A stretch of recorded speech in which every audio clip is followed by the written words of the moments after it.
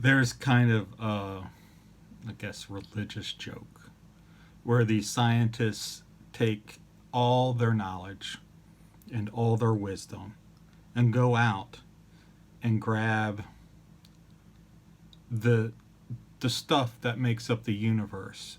And with everything they know, they take this stuff and form it and create a human being. And that being comes alive. Sort of like a Frankenstein story, but a little bit different. And they take this and they present it to God and they say, look, we can create like you do. And then God just looks at them and shakes his big old God head and just says, next time, try doing it with your own stuff.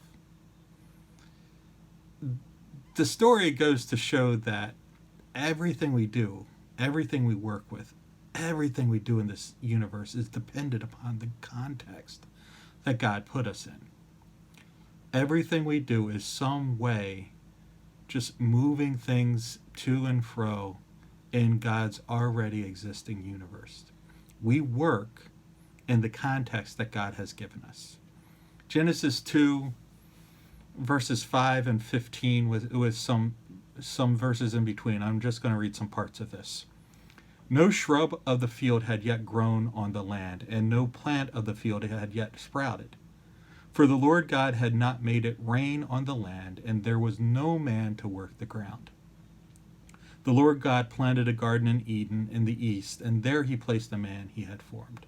The Lord God caused it to grow out of the ground every tree pleasing in appearance and good for food, including the tree of life in the middle of the garden, as well as the tree of knowledge of good and evil.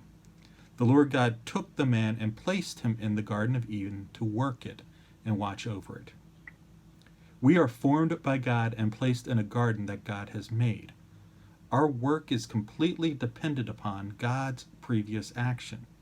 Everything we do comes only from the resources God has created in us. We can work because God has given us the ability to work. We work with and in God's creation. Without God's previous work, we would not have the abilities we use to work or the materials we use in our work. Our work is completely dependent upon the context of God's previous work.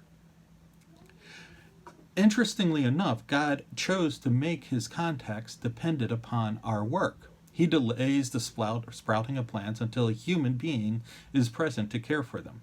We work in the context God has previously created, and that context is intimately dependent upon us and our work.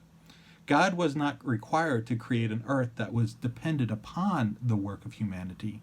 There is absolutely nothing necessary fundamentally and foundational about our work. But God chose to create an earth that is dependent upon our work. The proper functioning of the work was to contingent upon our investment in it and our maintaining of it. Romans describes it this way. Romans 8:18 through 23.